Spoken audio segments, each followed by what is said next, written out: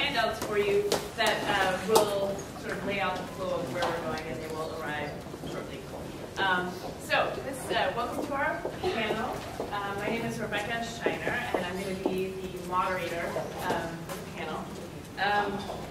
This panel, the name, as you see in the program, is What is Temperament Now?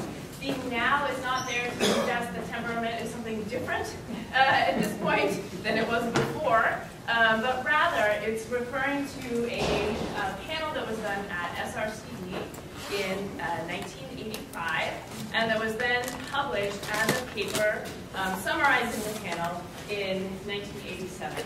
And how many of you have seen this paper? Read this paper? Okay. It's a classic, right? It's a great paper. Surprisingly, it's only been cited 40-some times, which to me, yeah, I've cited it. You've cited it 47 times. Well, anyhow, you can double check that, but that's what I found. Anyhow, I do believe its impact goes far beyond the whatever citation count I was able to find for it. So in that original panel, it was convened by Hill Goldsmith, and he invited people from a variety of temperament perspectives to participate. So the models represented were Buss and Floman, Rothbard, Thomas and Chess, and Hill himself was representing his own point of view. And I do believe we have an actual original participant from that panel here. Yes? I was representing Stella. Yes. Right. So Bill Carey was actually in the panel, which is pretty neat.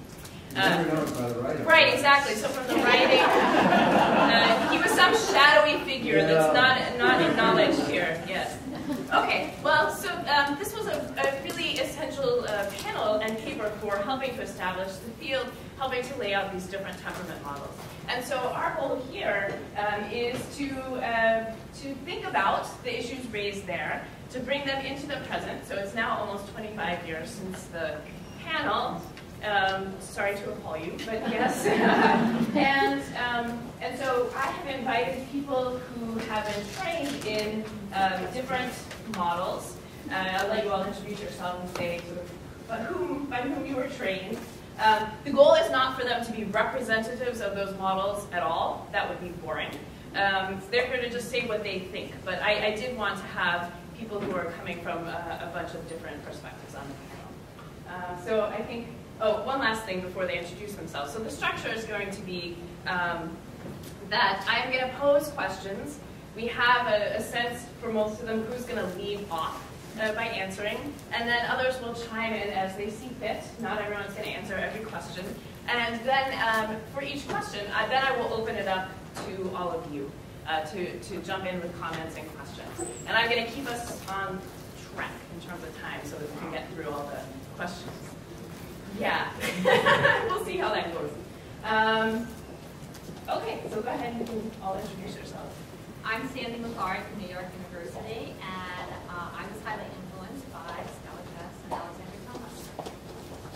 My name is Marcel Zentner. I'm at the University of York in England, and I have been a postdoc with Jerry Kagan. And I'm Kimberly from Boston University, and I did a postdoc with Robert Coleman. I'm Sam Putnam from Bowdoin College.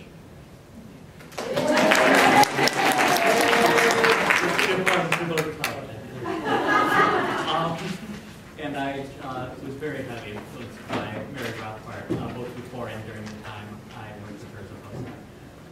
Okay, sure.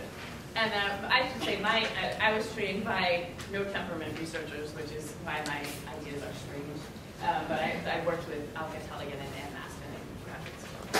Okay, so to lead off, we're going to start with a fundamental question, which is this. And so you'll see that the questions are laid out on the handout. So the first question to start is, how should we define temperament and explain the boundaries of the concept? And Marcel has offered to lead off. And Marcel has a slide. Yeah, He's the only one with a slide. I have to apologize to my colleagues. It's not to show off, giving the impression that work harder than the others, probably quite the contrary. But I think that for this purpose... I can act. Oh, okay. Yeah. For this purpose, it was quite convenient to create a table in which I don't try to give a definition of what temperament is, but rather to just throw a few possible definitional criteria for temperament, inclusion criteria for temperament at you.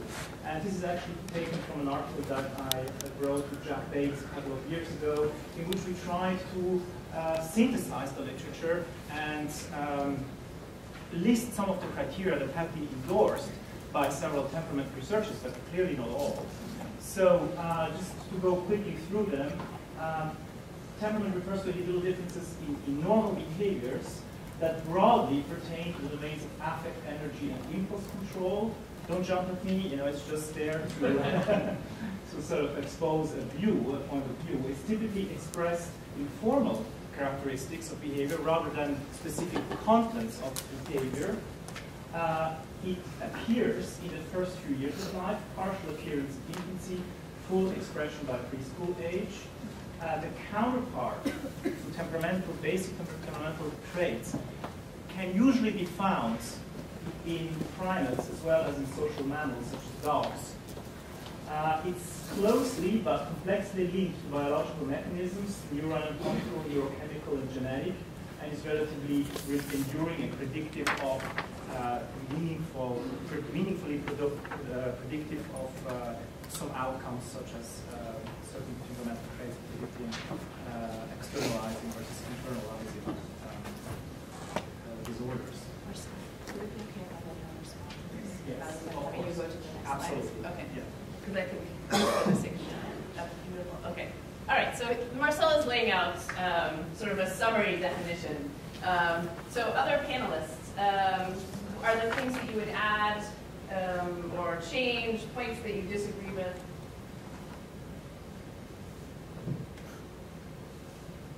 I think this is, as he calls it, inclusion, not a definition. Okay, so others might have specific definitions that these are parts that are under the definition. I'm not sure I understand that. Well, you would not, if somebody said, what is temperament? This is what components are part of it, but you probably wouldn't say temperament is all of these things. You would give a definition that subsumes all of the components. Yeah, the basic idea is that if a trait fulfills some or all of its criteria, then it's likely to be a temperament trait or something that we would classify as being a temperament. Other panelists, do you have anything you want to add or? I really don't. No, these are. I can't think of anything that here shouldn't be or anything that should be here that isn't. But so let me ask, just to be difficult, why is it important for it to appear in the first few years of life? I mean, I realize that that's been traditionally part of the definition of temperament, but why? According to my understanding, temperament really refers to something that is both ontogenetically and phylogenetically fundamental, both. And this is why the animal criterion comes up as well.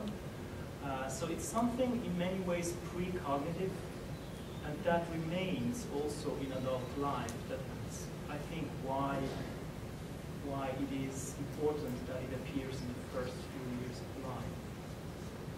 Especially if it can be shown that these tendencies have sometimes stability. And why would you specifically want to rule out cognitive aspects? Well, I think that it's a good point. I think that one could really disagree about that.